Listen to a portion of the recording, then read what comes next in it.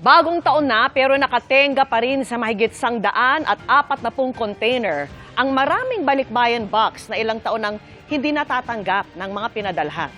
Nakikipagtulungan na ang Bureau of Customs sa NBI para mapanagot ang mga kumpanyang nag-abandona nito. Nakatutok si Bernadette Reyes.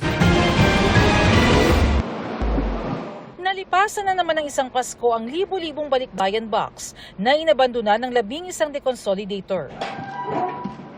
Laman sila ng mahigit 140 container mula abroad, marami galing Middle East. Magkakaiba ang sukat, bigat at hugis ng mga balikbayan boxes na ito. Pero iisa ang hangad ng mga tatanggap nito, ang makuha na ang pinakaasam na balikbayan boxes sa lalong madaling panahon. Kaya naman target ng Bureau of Customs na maipamahagi na ito sa loob ng 60 araw.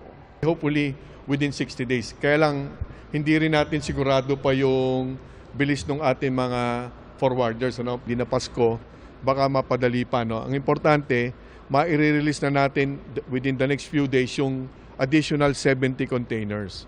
Ayon sa Bureau of Customs, ni-revoke na ang registration ng mga sangkot na kumpanya.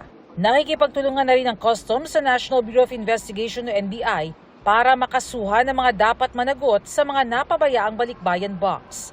Tinakasan rin ng mga deconsolidators ang mahigit 40 milyong pisong duties at buwis. Ang gusto natin dito, large-scale estafa. Dahil malaking pera yan, marami nagsama-sama upang makuha lang yung bayad ng ating mga kababayan at hindi naman nila talaga dadalhin. Kita nyo naman, abandon nga yan, yung kanilang mga obligasyon, di nila ginawa. Nagsimula na ang case build-up ng NBI laban sa mga deconsolidator. Nakapag-submit na po sila ng affidavits as soon as possible.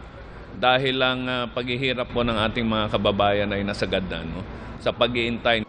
Binigyan naman ng 30,000 pesos mula sa Presidential Action Fund ang mga nagpadala ng balikbayan box na hindi nakarating sa pinadalhan.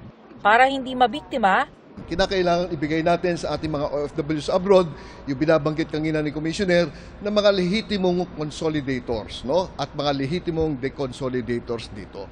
Kaya po magkakaroon ng investigasyon para tanggalin natin sa sistema yung gumagawa ng masama.